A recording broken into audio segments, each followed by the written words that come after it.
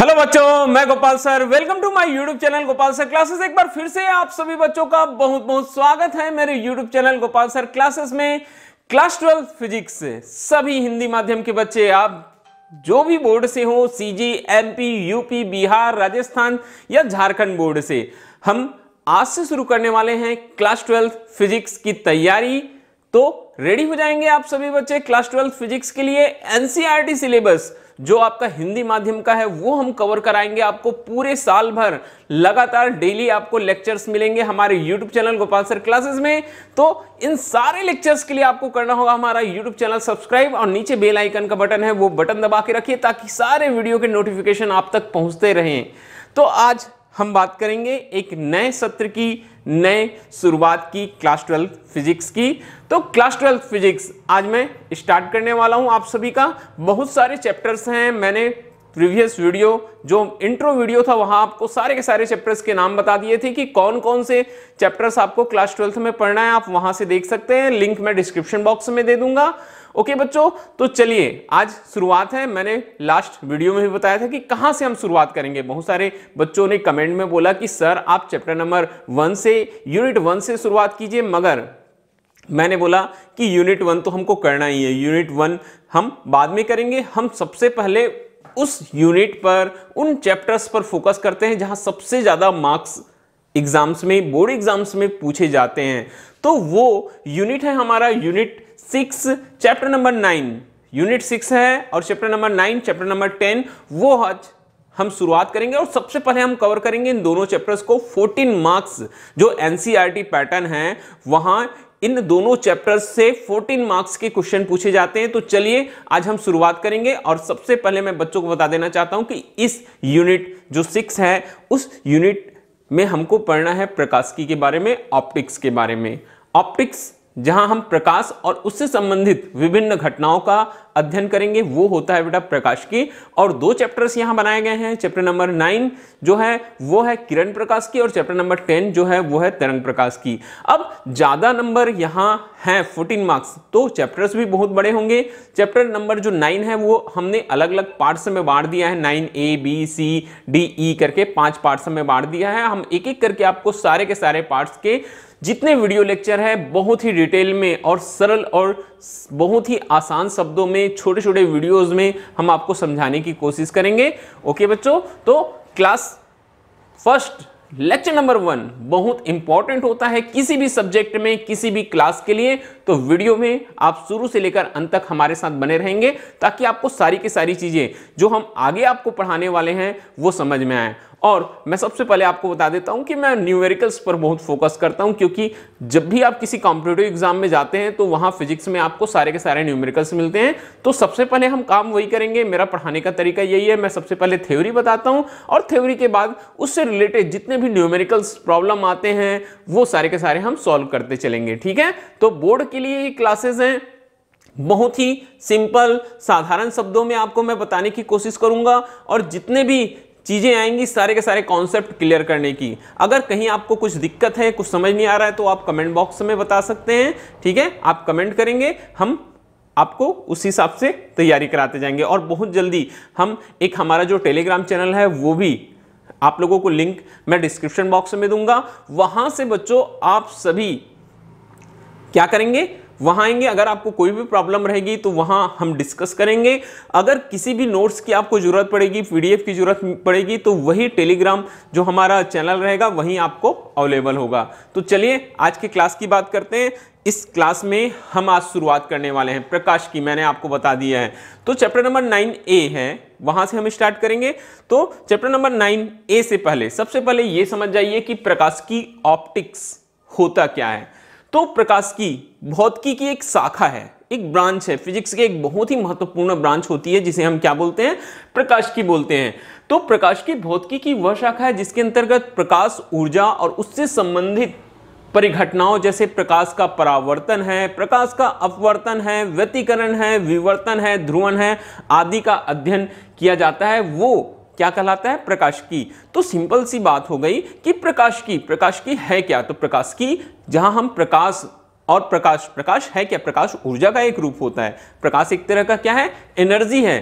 ठीक है, तो बोल सकते हैं कि जहां हम प्रकाश ऊर्जा और उससे संबंधित विभिन्न घटनाओं का अध्ययन करते हैं, तो कौन सी घटनाएं होती है? वो घटनाएं होती है परावर्तन होती है, अपवर्तन होती है, व्यतिकरण, विवर्तन, ध्रुवण। अभी हम डिटेल में इस चैप्टर में इन सारी की सारी घटनाओं के बारे में पढ़ने वाले हैं। तो इन सब घटनाओं का जहां अध्ययन किया जाता है वो भौतिकी का महत्वपूर्ण ब्रांच कहलाता है बेटा प्रकाशिकी या ऑप्टिक्स। ओके, अब फिर से देखिए, ये जो प्रकाशिकी या ऑप्टिक्स होता है उसको फिर से दो मुख्य क्या कर देते हैं? शाखाओं में हम डिवाइड कर देते हैं, ब्रांचेस में। तो प्रकाशिकी को दो भागों में बांटा गया है। सबसे पहला भाग कहलाता है किरण प्रकाशिकी और दूसरा भाग कहलाता है तरंग प्रकाशिकी। तो चलिए जानते हैं कि किरण प्रकाशिकी और तरंग प्रकाशिकी क्या होता है। तो किरण प्रकाशिकी रे ऑप्टिक्स, इसके अंतर्गत बोलते हैं कि प्रकाश से संबंधित घटनाओं का अध्ययन किया जाता है। इस आधार पर किया जाता है कि प्रकाश किससे मिलकर बना हुआ है? किरणों से। किरण प्रकाश के नाम से स्पष्ट है, जहां प्रकाश किरणों के रूप में होती है या प्रकाश से संबंधित जितनी भी घटनाएं हम पढ़ते हैं वहां प्रकाश को हम किरणों के रूप में देखते हैं, वो किरण प्रकाश की आती है। तो बात आपको समझ में आ गई होगी, जहां पर क्या बोलता है कि प्रकाश से संबंधित घटनाओं का अध्ययन किया जाता है और किस आधार पर किया जाता है कि प्रकाश कैसी होती है? किरणों के रूप में होती है, वो किरण प्रकाश की होता है। बहुत ही सिंपल। सेकंड, तरंग प्रकाश की वेव ऑप्टिक्स, इसके अंतर्गत बोलता है कि प्रकाश से संबंधित घटनाओं का अध्ययन इस आधार पर किया जाता है कि प्रकाश की जो प्रकृति होती है वो तरंग प्रकृति होती है। मतलब साफ है बेटा कि प्रकाश तरंगों के रूप में होती है, ठीक है, और एक स्थान से दूसरे स्थान पर तरंगों के रूप में जाती है, तो वो कहलाता है तरंग प्रकाश की वेव ऑप्टिक्स। तो प्रकाश की, किरण प्रकाश की, तरंग प्रकाश की में बटा हुआ है। जहां प्रकाश किरणों के रूप में होता है वो किरण प्रकाश की, और जहां प्रकाश तरंगों के रूप में होता है वो तरंग प्रकाश की। तो इन्हीं दोनों को दो चैप्टर्स, चैप्टर नंबर 9 और चैप्टर नंबर 10 बना दिया गया है, एक किरण प्रकाश की और तरंग प्रकाश की। हम सबसे पहले किरण प्रकाश की पढ़ेंगे, और आपको तो समझ में आ गया होगा कि किरण प्रकाश की में हमको पढ़ना क्या क्या चीजें हैं। हमको पढ़नी है बेटा अपवर्तन पढ़ना है, परावर्तन पढ़ना है, व्यतिकरण, विवर्तन और ध्रुवण की घटना पढ़नी है। तो हम क्रम से देखते चलेंगे सारी चीजों को। अब मैं बात करता हूं चैप्टर नंबर 9 की। तो चैप्टर नंबर 9 जो है हमारा चैप्टर नंबर 9A, वहां हम आपको बताएंगे प्रकाश का परावर्तन। ठीक है, अब ये चैप्टर्स आपके लिए बहुत ही अच्छा होगा और जल्दी समझ में आएगा। रीजन, बहुत सारे बच्चे क्लास 10th में ये सारी चीजों को पढ़ चुके हैं, तो यहां आपको कुछ ऐसी चीजें मिलेगी जो हम पहले पढ़ चुके हैं और कुछ नई चीजें भी पढ़ने और सीखने को मिलेगी। इसलिए मैं बार बार बोलता हूं कि हमारे वीडियो में आप शुरू से लेकर अंत तक बने रहिए। सारे के सारे कॉन्सेप्ट बहुत ही आसान और सरल भाषा में हम आपको क्लियर करने की कोशिश करेंगे बच्चों। तो चलिए आगे बढ़ते हैं। अब इस चैप्टर का जो नाम है वहां से शुरुआत, प्रकाश का परावर्तन। प्रकाश मैंने बताया प्रकाश क्या होता है? ऊर्जा का एक रूप होता है, उसे हम क्या कहते हैं? प्रकाश कहते हैं। और हमको पढ़ना है प्रकाश का परावर्तन, रिफ्लेक्शन ऑफ लाइट। ठीक है, रिफ्लेक्ट होना प्रकाश का। तो प्रकाश रिफ्लेक्ट कहां से होती है? कोई भी चीज रिफ्लेक्ट कहां से होती है? अगर हम एक बॉल ले दीवार पर मारे, ठीक है, तो दीवार उसको हमारी ओर क्या कर देगा? वापस रिफ्लेक्ट कर देगा। वैसे ही प्रकाश भी, ठीक है, अगर प्रकाश किसी चमकदार सतह पर पड़ती है बोलते हैं, या प्रकाश जो रहती है किसी चमकदार सतह पर जाती है, तो वहां से क्या हो जाता है? वापस लौट आती है।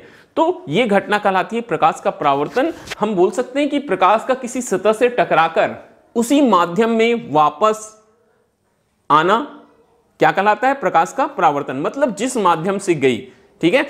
या चलिए हम बात करते हैं दर्पण की। हमारे सामने में एक दर्पण है, प्रकाश हम उस पर आपतित करा रहे हैं, वापस आ जाएगी, ठीक है, उसी माध्यम में। तो कहां से गई? एयर से गई, हवा से गई, कहां? कांच में, मगर कांच के अंदर नहीं गई, वहां से टकराई और वापस आ गई। ये घटना कहलाती है प्रकाश का परावर्तन। तो प्रकाश का किसी सतह से टकराकर उसी माध्यम में वापस आ जाना प्रकाश का परावर्तन कहलाता है। और जिस पृष्ठ से बोलता है प्रकाश का परावर्तन होता है उसे हम परावर्तक पृष्ठ कहते हैं। बहुत सिंपल सी घटना होती है, ठीक है। अब यहां मैं आपको, चलिए एक डायग्राम से मैं आपको समझाता हूं कि कैसे होता है प्रकाश का परावर्तन।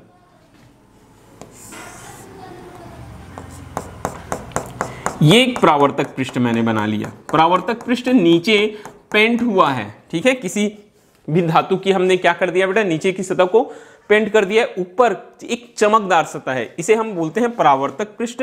मैं इसको नाम दे देता हूं एम डैश, ठीक है। ये क्या चीज है हमारे पास में? एक परावर्तक पृष्ठ, ये हमारे पास में एक परावर्तक पृष्ठ। अब इस परावर्तक पृष्ठ पर देखिए, ये एक प्रकाश की किरण ए ओ आपतित हुई और बी की दिशा में क्या हो गई, परावर्तित हो गई। तो ये जो ए ओ है ये कहलाती है आपतित किरण, ये जो OB है ये कहलाती है परावर्तित किरण, और O पर हम खींचते हैं अभिलंब। O को बोला जाता है बेटा आपतन बिंदु, और आपतन बिंदु पर खींचा गया लंब क्या कहलाता है, अभिलंब। हम इसको नाम दे देते हैं ON। क्या नाम दे देते हैं, ON। तो देखिए एक प्रकाश किरण जो आ रही है वो आपतित किरण, ठीक है, ये चमकदार सतह परावर्तक पृष्ठ कहां, O पर, O को हम आपतन बिंदु बोलेंगे, O पर टकराई और O से कौन सी दिशा में चली गई, B दिशा में चली गई।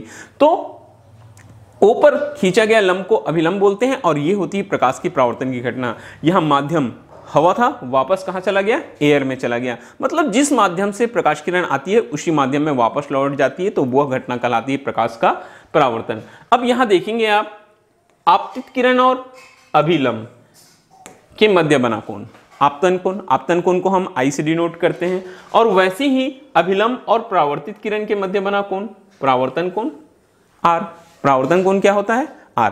तो परिभाषा आप बोल सकते हैं, लिख भी सकते हैं कि आपतित किरण और अभिलंब के मध्य बना कोण क्या कहलाता है, आपतन कोण कहलाता है। वैसे ही परावर्तित किरण और अभिलंब के मध्य बना कोण कौन सा कोण कहलाता है, परावर्तन कोण कहलाता है। बहुत ही सिंपल परिभाषाएं होती है, और यही परावर्तन के नियम क्लास 10th क्लास 9th में आपने पढ़ा हुआ है। फिर से एक बार मैं आपको रिपीट करा रहा हूं, लॉ ऑफ रिफ्लेक्शंस सबसे पहला बोलता है कि आपतन कोण सदैव परावर्तन कोण की क्या होता है, बराबर होता है, अर्थात I = R होता है।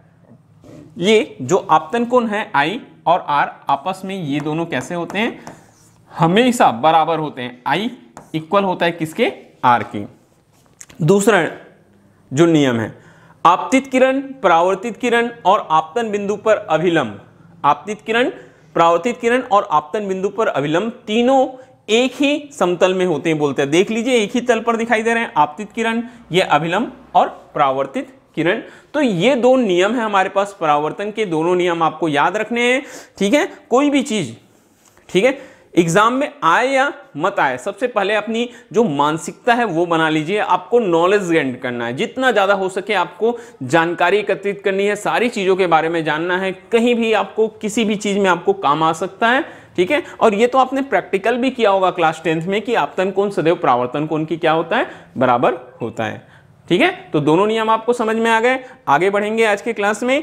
आज की क्लास में हम मुख्य रूप से आपको बताने वाले हैं बेटा दर्पणों के बारे में, कि दर्पण क्या होता है, मिरर क्या होता है, ठीक है। ये जो प्रकाश का परावर्तन चैप्टर है, इसमें जो बहुत ज्यादा जो कॉन्सेप्ट है वो दर्पण का ही है, मिरर का ही है। तो मैं बात करूंगा दर्पण मिरर की। तो दर्पण के लिए बोलता है कि दर्पण जो होता है वह युक्ति है जो अपने पर आपतित संपूर्ण प्रकाश किरणों को परावर्तित कर देता है। मतलब ये हुआ कि दर्पण पर जितनी भी किरणें आपतित होती हैं वो सारी की सारी किरणें क्या हो जाती हैं, वहां से परावर्तित हो जाती हैं। तो ये कहलाता है दर्पण। इसीलिए तो दर्पण में हमको हमारा चेहरा दिखाई देता है, क्योंकि जितनी भी किसी भी ऑब्जेक्ट, हमारा चेहरा हो या कोई भी ऑब्जेक्ट हो, वहां से निकलने वाली जितनी भी किरणें दर्पण पर जाती है सारी की सारी क्या हो जाती है, परावर्तित हो जाती है। मान के चलो ऐसा होता कि कुछ किरणें तो ठीक है परावर्तित होती, कुछ उसके द्वारा अवशोषित कर ली जाती, तो हमको हमारा जो चेहरा है वो स्पष्ट रूप से दिखाई नहीं देता, ठीक है ऐसा। तो अब दर्पण की बात करते हैं। तो दर्पण समझ में आया, जो सारी की सारी अपने परावर्तित किरणों को क्या कर देती है, परावर्तित कर देती है, वो दर्पण होता है। तो दर्पण के मुख्य रूप से 3 प्रकार के होते हैं। सबसे पहला होता है समतल दर्पण, प्लेन मिरर। इस दर्पण का परावर्तक पृष्ठ कैसा होता है, बोलता है जहां से परावर्तन होता है वो समतल होता है, तो उसे हम समतल दर्पण, नाम से स्पष्ट है। बहुत ही छोटी छोटी चीजें हैं आज के क्लास में, बेसिक चीजें ही आज मैं बताने वाला हूं आपको, तो ध्यान से सुनते जाएंगे। पूरा का पूरा थ्योरी क्लास है और बहुत छोटी छोटी चीजें आज हम आपको बताएंगे। तो समतल दर्पण, प्लेन मिरर, इस दर्पण का परावर्तक पृष्ठ कैसा होता है, बोलता है समतल होता है। दूसरा नंबर गोली दर्पण, स्फेरिकल मिरर। इस दर्पण का परावर्तक जो पृष्ठ होता है गोली, गोली। अब गोली बोलने से 2 चीजें यहां हमको क्लियर होती है। गोली 2 प्रकार के होते हैं, या तो गोली पृष्ठ उभरा हुआ होगा या तो अंदर की ओर दबा हुआ या धंसा हुआ होगा, ठीक है, तो होता है, तो ऐसा क्या कहलाता है, वो गोली दर्पण कहलाता है। और तीसरा होता है परवलयाकार दर्पण, पैराबोलिक मिरर। इस दर्पण का परावर्तक पृष्ठ परवलयाकार होता है, बोलता है कैसा पृष्ठ होता है, परवलयाकार। डायग्राम में आप देख सकते हैं तीनों की तीनों, ये देखिए समतल दर्पण प्लेन है, परावर्तक पृष्ठ उसका कैसा है, समतल है, तो समतल दर्पण। गोलीय दर्पण दो प्रकार के, एक भाग, देखिए दर्पण को जब भी बनाया जाता है तो दर्पण क्या होता है, सिंपली कांच का बनता है।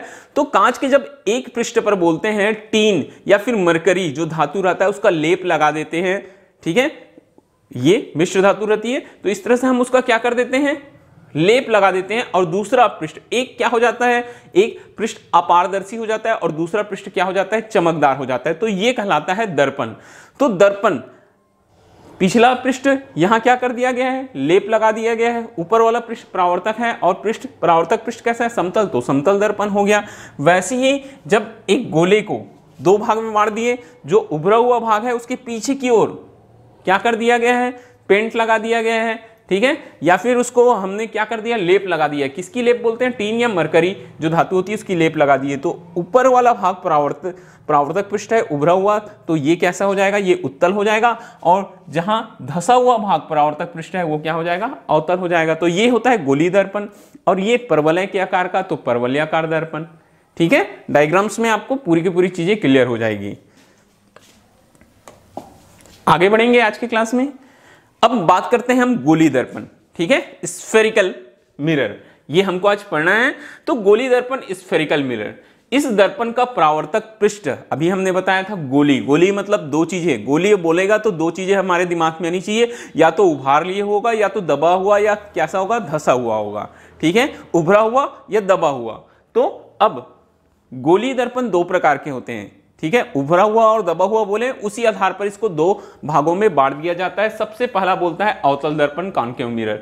इस गोलीय दर्पण का परावर्तक पृष्ठ दबा हुआ होता है, परावर्तक पृष्ठ दबा हुआ होता है और उसका उभरा हुआ भाग अपारदर्शी होता है। अपारदर्शी कैसे बनाते हैं, मैंने बताया, पेंट वगैरह लगा देते हैं या फिर मरकरी या टीन धातु की लेप लगा देते हैं, तो वो क्या बन जाता है, अपारदर्शी बन जाता है। तो जहां दबा हुआ पृष्ठ क्या होगा, परावर्तक पृष्ठ, वो अवतल दर्पण। और जहां उत्तल दर्पण, कॉन्वेक्स मिरर की बात करते हैं, जहां गोलीय दर्पण का परावर्तिक पृष्ठ कैसा होता है, बोलता है उभरा हुआ होता है, उभार लिए होता है, उसका दबा हुआ भाग क्या होता है, अपारदर्शी होता है, वो उत्तल दर्पण।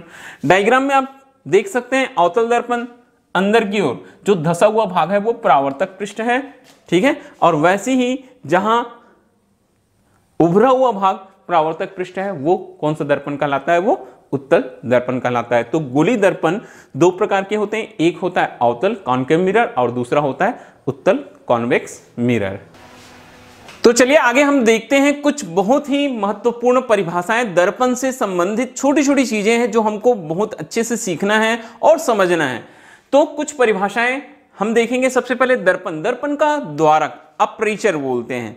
तो द्वारक होता क्या है, गोलीय दर्पण के सिरे के दो बिंदुओं को मिलाने वाली सबसे बड़ी रेखा की लंबाई को दर्पण का द्वारक कहते हैं।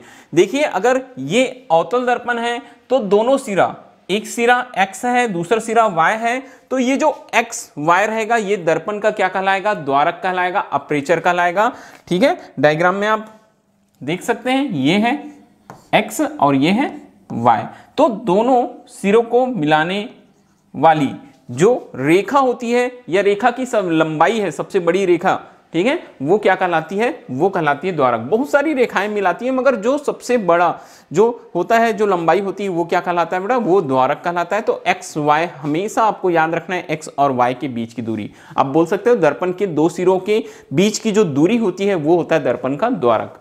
सेकेंड नंबर में है ध्रुव, गोलीय दर्पण की परावर्तक पृष्ठ के ठीक मध्य बिंदु को बोलता है, जो परावर्तक पृष्ठ है। तो गोलीय दर्पण का परावर्तक पृष्ठ क्या है, ये एक्स वाई, ऐसे देखेंगे तो इधर है एक्स वाई, इसका ठीक मध्य बिंदु, ये मध्य बिंदु, ये कहलाता है ध्रुव। ध्रुव को हम डिनोट करते हैं बेटा किससे, पी से। ये है हमारे पास में ध्रुव, ध्रुव को हम दिखाएंगे पी से, कैपिटल पी से हम डिनोट करेंगे। तो परावर्तक पृष्ठ का मध्य बिंदु होता है दर्पण का ध्रुव।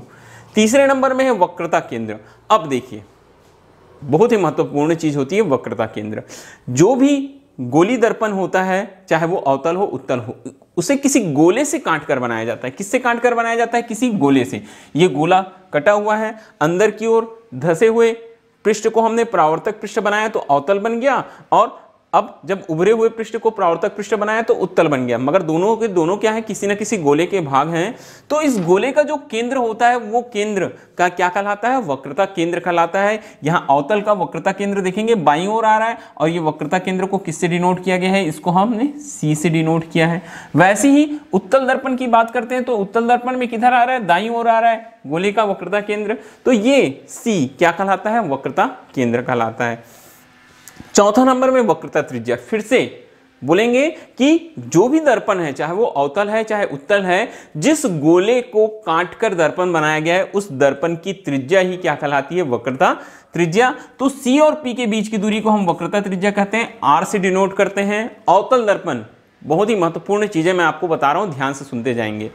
अवतल दर्पण की वक्रता त्रिज्या आ रही है बाईं ओर, और उत्तल दर्पण की वक्रता त्रिज्या आ रही है किधर, दाईं ओर, क्योंकि गोले को काटकर बनाया गया, गोले का जैसा आकार होगा उस तरह से उसकी वक्रता त्रिज्या रहेगी। तो इधर बाईं ओर आ रहा है, इधर किधर आ रहा है, दाईं ओर, ये वक्रता त्रिज्या हो गया। अब पांचवें पॉइंट पर है मुख्य अक्ष। क्या बोलता है, गोली दर्पण के ध्रुव और वक्रता केंद्र को मिलाने वाली रेखा। ये जो किसको, वक्रता केंद्र और ध्रुव को मिलाने वाली सीपी, ये जो रेखा है, ठीक है, ये क्या कहलाती है, ये मुख्य अक्ष कहलाती है। तो ये कुछ बहुत ही छोटी छोटी चीजें हैं। फिर से एक बार सुन लीजिएगा। दर्पण के दोनों सिरों को मिलाने वाली रेखा की लंबाई को दर्पण का क्या कहते हैं, द्वारक कहते हैं, अपर्चर। सबसे पहले हमने ये बताया। फिर परावर्तक पृष्ठ का जो मध्य बिंदु होता है वो क्या कहलाता है, वो ध्रुव कहलाता है, पोल इंग्लिश में बोलते हैं, इसलिए पी से डिनोट करते हैं। फिर किसी दर्पण को जिस गोले से काटकर बनाया गया है उस गोले का केंद्र दर्पण का क्या कहलाता है, वक्रता केंद्र कहलाता है, ठीक है, सेंटर ऑफ कर्वेचर कहलाता है, ये आपको याद रखना है। फिर जिस गोले का भाग होता है, ये जो गोली दर्पण होता है, उस गोले की त्रिज्या को हम क्या कहते हैं, वक्रता त्रिज्या कहते हैं। अवतल दर्पण की वक्रता त्रिज्या, ये सी और पी के बीच की दूरी, ठीक है, और ये उत्तल दर्पण की सी और पी के बीच की दूरी, ठीक है। फिर आखिरी में आता है मुख्य अक्ष बेटा। तो मुख्य अक्ष के लिए बोल सकते हैं कि कौन सी रेखा जो वक्रता केंद्र और ध्रुव को मिला रही है वो क्या कहलाती है, दर्पण की मुख्य अक्ष कहलाती है। आगे बढ़ेंगे, कुछ और परिभाषाएं हैं हमारे पास में। मुख्य फोकस, प्रिंसिपल फोकस की बात करते हैं। चलिए तो देखेंगे मुख्य फोकस क्या होता है। गोली दर्पण के मुख्य अक्ष, गोली दर्पण के मुख्य अक्ष के समांतर आपतित होने वाली किरणें दर्पण से परावर्तन के पश्चात मुख्य अक्ष के जिस बिंदु पर मिलती है बोलते हैं अवतल दर्पण में। देखेंगे यहां डायग्राम में एक अवतल दर्पण बना हुआ है, ठीक है, धसा हुआ या बोल सकते हैं जो दबा हुआ भाग है वो परावर्तक पृष्ठ है, और यहां बहुत सारी प्रकाश की किरणें मुख्य अक्ष के कैसे आपतित हो रही है, समांतर। ये देखिए तीर का निशान, जब भी आप किरण प्रकाश की पढ़ते हैं तो तीर के निशान का बहुत महत्व होता है, क्योंकि यहीं से पता चलता है कि प्रकाश किरण कौन सी दिशा में जा रही है। तो ये प्रकाश की किरणें मुख्य अक्ष के समांतर आपतित हो रही है, और दर्पण से परावर्तन के पश्चात ये देखेंगे सभी किरणें दर्पण से जब परावर्तित हो रही है तो ये सभी किरणें एक बिंदु पर मिल रही है। तो जिस बिंदु पर मिलती है उसे हम दर्पण का क्या कहते हैं, मुख्य फोकस कहते हैं। कहां, अवतल दर्पण में। मगर उत्तल दर्पण में देखिए क्या होता है, उत्तल दर्पण में क्या होता है, जो किरणें मुख्य अक्ष के समांतर आपतित हो रही है वो दर्पण से परावर्तित हो रही है, ये दूर जा रही है। तो दूर जा रही है तो ऐसे लग रहा है, डॉट डॉट लाइन से देखिए हमने पीछे खींचा हुआ है सभी ओर, तो ऐसा लग रहा है कि एक बिंदु से होकर परावर्तित हो रही है। तो जिस बिंदु से होकर ये आती हुई लगती है या परावर्तित होती हुई लगती है वो क्या कहलाता है, वो मुख्य फोकस कहलाता है, ठीक है। तो यहां हमने अवतल दर्पण और उत्तल दर्पण दोनों के मुख्य फोकस देख लिए, और यही बहुत ही इंपॉर्टेंट चीज होती है बेटा, फोकस दूरी। तो दर्पण की ध्रुव P और मुख्य फोकस के बीच की दूरी को क्या कहते हैं, हम फोकस दूरी कहते हैं, स्मॉल f से डिनोट करते हैं। तो अवतल दर्पण की जो फोकस दूरी होगी वो कौन सी ओर होगी, वो बाईं ओर होगी, और उत्तल दर्पण की जो फोकस दूरी होगी वो कौन सी ओर होगी, दाईं ओर। ये जो P और F ध्रुव और मुख्य फोकस के बीच की दूरी है वही क्या कहलाती है, फोकस दूरी कहलाती है। तो ये बहुत ही छोटी छोटी और महत्वपूर्ण परिभाषाएं थी जो आपको हमेशा याद रखना है दर्पण के लिए। आगे बढ़ेंगे आज के क्लास में। अब देखते हैं हम कि गोलीय, ठीक है, जो गोलीय दर्पण है उसके द्वारा प्रतिबिंब की रचना के या बनने के नियम क्या है। तो गोलीय दर्पण के द्वारा प्रतिबिंब का निर्माण जो होता है उसके मुख्य यहाँ 4 नियम हमने आपको लिख के रखे हैं, आपको बताने वाले हैं। आप एक एक करके बहुत ध्यानपूर्वक देखते जाएंगे कि चारों के चारों नियम क्या है, ठीक है। तो सबसे पहला नियम, जो किरणें मुख्य अक्ष के समांतर आपतित होती है वे किरणें परावर्तन के पश्चात मुख्य फोकस से होकर चली जाती हैं अवतल दर्पण में।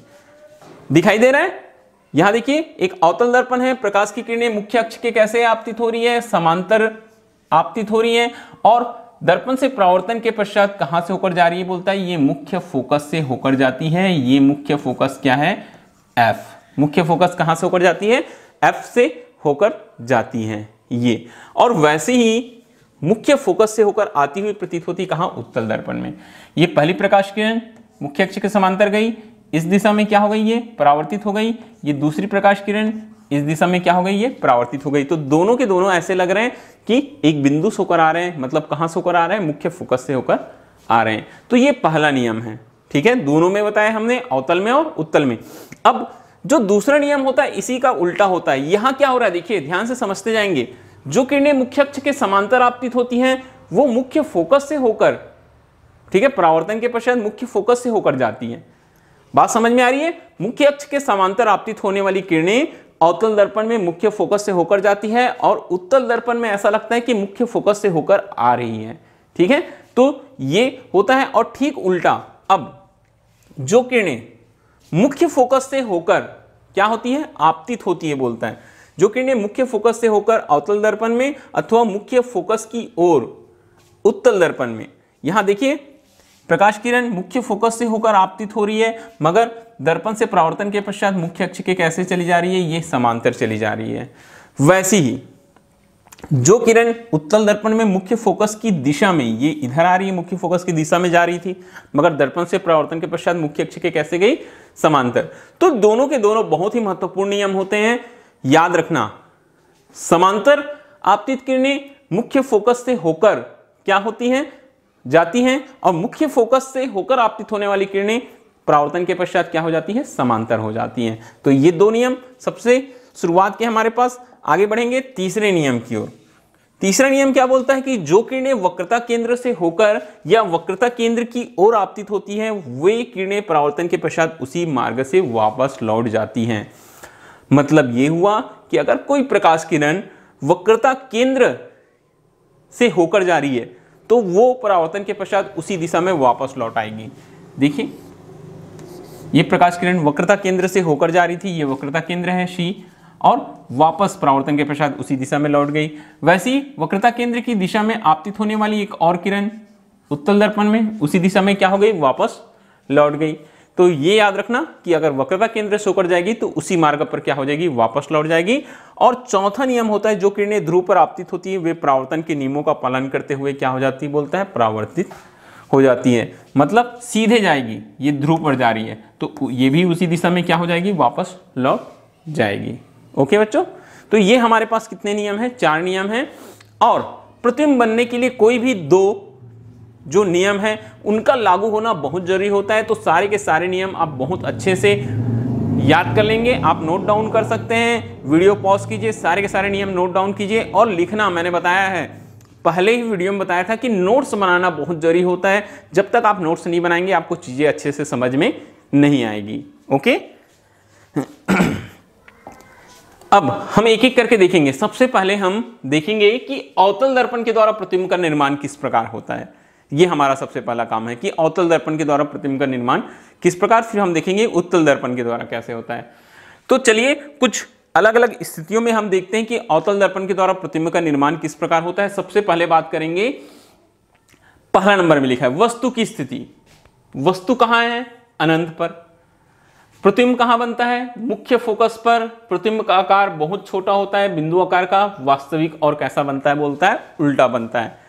तो वस्तु की स्थिति अनंत पर है। अब पहले पॉइंट पर आपको हमेशा याद रखना है कि जब भी कोई वस्तु अनंत पर रहेगी तो प्रकाश की किरणें कैसे आपतित होती हैं, समांतर आपतित होती है। कैसे आपतित होती है, समांतर। और हमने अभी नियम में देखा था कि जब प्रकाश की किरणें मुख्य अक्ष के समांतर आपतित होती है तो कहां से होकर जाती है, फोकस से होकर जाती है। तो प्रकाश किरणें देखिए यहां मुख्य अक्ष के समांतर आ रही है। क्यों आ रही है, क्योंकि जो भी वस्तु होगी बेटा, ये कोई भी वस्तु अगर ए बी है वो कहाँ स्थित है, अनंत पर है। और जब भी कोई वस्तु अनंत पर स्थित होती है तो प्रकाश किरणें मुख्य अक्ष के समांतर आपतित होती है। मुख्य अक्ष के समांतर आपतित हुई, कहाँ जाकर मिल रही है, फोकस पर। फोकस पर मिल रही है। फोकस पर कैसी वस्तु बनेगी, बोलता है जब वस्तु की स्थिति अनंत पर तो प्रतिबिंब कहां बनेगा, फोकस पर, और आकार कैसा होगा, बहुत छोटा, कैसा, बिंदु आकार का, कैसा होगा, बिंदु आकार का, और उसकी जो प्रकृति है वो कैसी होगी, वो होगी वास्तविक और उल्टा। सेकेंड कंडीशन, वस्तु की स्थिति अनंत और वक्रता केंद्र के बीच, ये इधर कहीं इनफाइनाइट होगा और ये वक्रता केंद्र, अब वस्तु जो ए बी था उसको हमने कहां लेकर आ गया, अनंत और वक्रता केंद्र के बीच में। देखते जाएंगे, मैं आपको सारी चीजें मैं बताते जा रहा हूं। पहली प्रकाश की किरण जो निकलती है वो मुख्य अक्ष के समांतर जाती है और दर्पण से परावर्तित होती है, कहां से होकर जाती है, वो मुख्य फोकस से। नियम पहला लागू हो रहा है, किरण मुख्य अक्ष के समांतर आपतित हो रही है, दर्पण से परावर्तन के पश्चात कहां से होकर जा रही है, ये मुख्य फोकस एफ से जा रही है। मुख्य फोकस कहां से जा रही है, एफ से। दूसरी प्रकाश किरण, मैंने बोला था कोई भी दो नियमों का लागू होना जरूरी है प्रतिबिंब बनने के लिए। दूसरी किरण वक्रता केंद्र से होकर जा रही है या वक्रता केंद्र की दिशा में आपतित हो रही है और उसी मार्ग में वापस लौट आ रही है।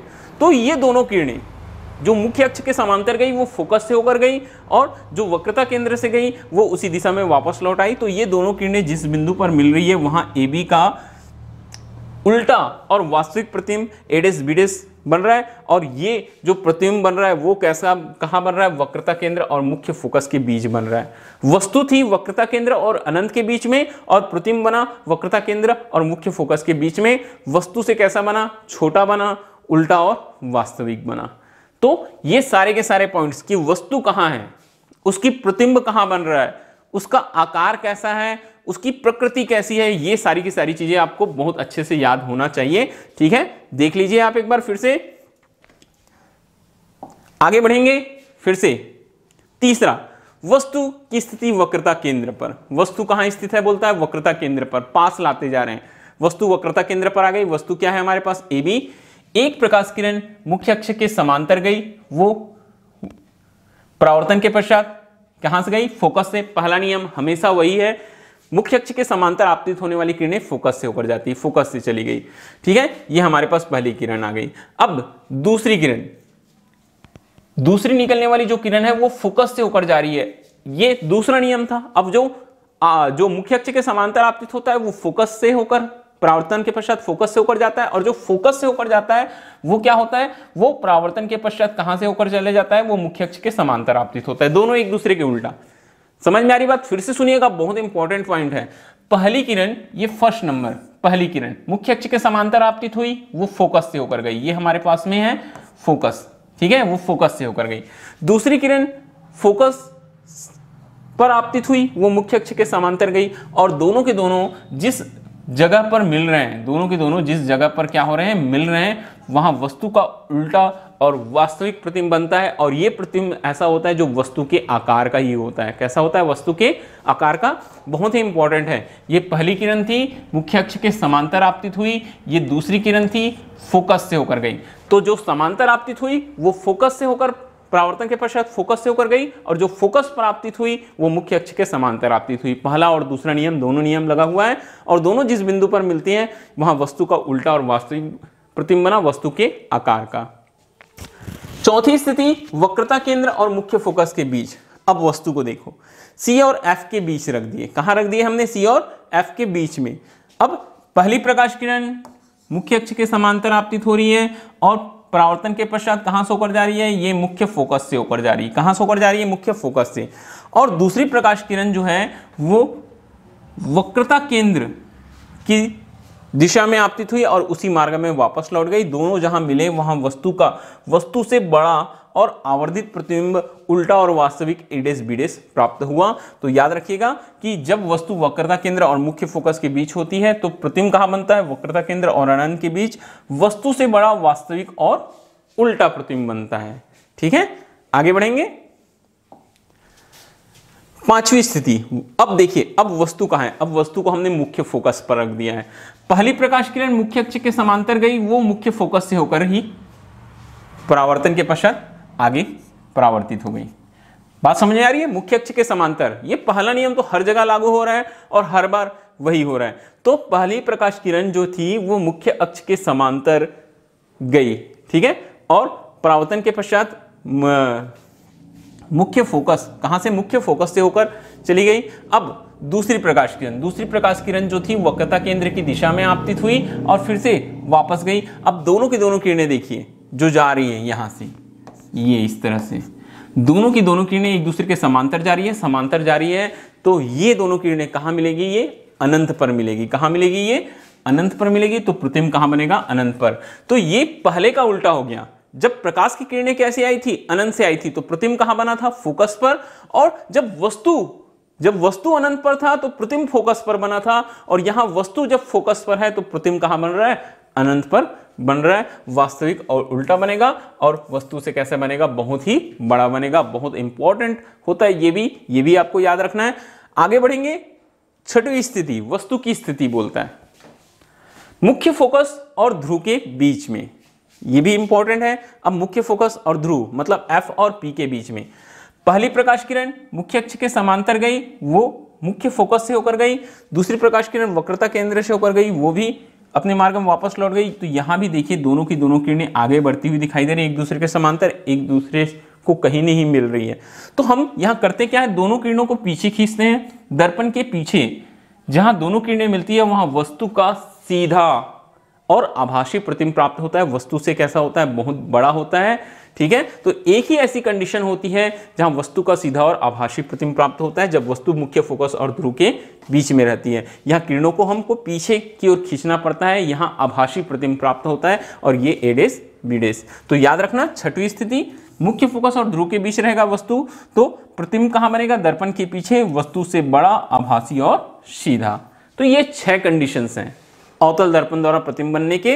बहुत काम आएगा आगे जब हम आपको डेरिवेशंस कराएंगे, जब हम वहां बहुत सारे हम बड़े बड़े सूत्र निगमन करवाएंगे, तो ये सारे के सारे नियम आपको काम आएंगे। बहुत अच्छे से सारे के सारे नियमों को आप देख लीजिए। ठीक है, आगे बढ़ेंगे। अब अवतल दर्पण की जैसी उत्तल दर्पण द्वारा प्रतिबिंब बनने का एक ही हमारे पास में नियम है। हम आपको बताते हैं वस्तु की स्थिति कहां होती है? दर्पण के सामने है। एक प्रकाश किरण मुख्य अक्ष के समांतर गई, वो मुख्य फोकस से होकर आती हुई ऐसे प्रतीत होगी, और आगे ये क्या हो जाएगी? परावर्तित हो गई। ठीक है, ये पहली प्रकाश किरण जो है। अब इसके बाद में दूसरी प्रकाश किरण हमने वक्रता केंद्र की दिशा में आपतित कराई, वो भी उसी दिशा में क्या हो जाएगी? वापस लौट जाएगी। दोनों के दोनों कहीं नहीं मिल रहे हैं, तो हमने दोनों को क्या किया? पीछे की ओर हमने खींचा। तो डॉटेड लाइन से हम पीछे की ओर खींच रहे हैं, ये फोकस पर और ये वक्रता केंद्र पर। दोनों जहां मिल रही है वहां वस्तु का सीधा और आभासी प्रतिबिंब, मगर ये वस्तु से कैसा बन रहा है? छोटा, ए डेस बी डेस प्राप्त हो रहा है। तो ये होता है उत्तल दर्पण द्वारा प्रतिबिंब का निर्माण। ठीक है, अब आज की क्लास का हम आखिरी टॉपिक डिस्कस करेंगे यहां। ये भी बहुत ही महत्वपूर्ण है। आगे हमको बहुत सारा न्यूमेरिकल बनाना है, बहुत सारा डेरिवेशन करना है, तो चिन्ह परिपाटी जो साइन कन्वेंशन रहता है वो जानना हमको जरूरी है कि कैसे हम चिन्हों को लगाएंगे। तो सबसे पहला नंबर, वस्तु को दर्पण के बाईं ओर माना जाता है। बोलता है हम हमेशा मान के चलते हैं कि वस्तु जो रहती है दर्पण के कहां रहती है? सामने रहती है। अब सामने है मतलब दर्पण के कौन सी ओर है? बाईं ओर है। ये पहले याद रखना। ठीक है, वस्तु हमेशा दर्पण के बाईं ओर है। जितनी भी दूरियां नापी जाती है वो दर्पण के ध्रुव से नापी जाती है। ध्रुव मतलब P से। जितनी भी दूरियां नापेंगे आप दर्पण के ध्रुव से नापेंगे, आगे बहुत काम आएगा। सारी की सारी दूरियां दर्पण के ध्रुव से नापी जाती हैं। तीसरा, आपतित किरण की दिशा में नापी गई दूरियां धनात्मक और विपरीत दिशा में नापी गई दूरियां ऋणात्मक। मतलब यह है कि जिस दिशा में आपतित किरणें जाती है वहां हम दूरियों को धनात्मक लेंगे और विपरीत दिशा में दूरियों को क्या लेंगे? ऋणात्मक। तो आपतित किरणें जो रहती हैं वो कहां से जाती है? वो बाईं से दाईं ओर जाती है। बाईं से कहां जाती है? दाईं ओर जाती है। तो दाईं ओर की दूरियां धनात्मक और बाईं ओर की दूरियां कैसी होगी? ऋणात्मक। ठीक है, फोर्थ पॉइंट, मुख्य अक्ष के लंबवत ऊपर की ओर मापी गई दूरियां। मुख्य अक्ष के लंबवत ऊपर की ओर मापी गई दूरियां कैसी होगी? बोलता है धनात्मक। मतलब यह हुआ कि मुख्य अक्ष के ऊपर जितनी भी दूरी आएगी सभी पॉजिटिव आएगी, और नीचे की ओर जितनी भी दूरी आएगी सभी की सभी निगेटिव लेंगे। तो बात समझ में आ गई होगी। आप याद रखना, चाहे अवतल हो चाहे उत्तल, बाईं ओर दर्पण के सामने ऋणात्मक, दर्पण के पीछे धनात्मक, मुख्य अक्ष के ऊपर धनात्मक, मुख्य अक्ष के नीचे ऋणात्मक। ये तो ये आज का हमारा बहुत ही बेसिक और थ्योरेटिकल क्लास था, हमने सारे के सारे कॉन्सेप्ट आपको पूरे के पूरे बता दिए कि क्या क्या चीजें आपको ध्यान रखनी है। पहला क्लास था। अब आगे हम एक एक करके जितने भी इसके टॉपिक्स हैं सारे करते जाएंगे, जितने डेरिवेशंस हैं, जितने नियम हैं, जितने न्यूमेरिकल्स हैं, हम सारे के सारे क्वेश्चन आपको बहुत डिटेल में बताते चलेंगे। आज का वीडियो अगर आपको अच्छा होगा तो अच्छा लगा होगा तो वीडियो लाइक करना ना भूलें। वीडियो लाइक कीजिए, कमेंट कीजिए, शेयर कीजिए, अपने फ्रेंड्स को लेकर आइए हमारे चैनल पर, बताइए। और अपने क्लास 12th का जो न्यू है, जो शुरुआत है, वो बहुत ही अच्छा रखिए और सारी चीजें आप समझते हुए चलिए। अगर आपको कहीं कुछ प्रॉब्लम हो रही है तो वो मैं आपको सॉल्यूशन करूंगा, और जो भी चीजें आपको जरूरत होगी, मैंने बताया आपका टेलीग्राम चैनल, वो आपको ज्वाइन करना होगा। वहां हम डिस्कस करेंगे और भी बहुत सारी चीजें।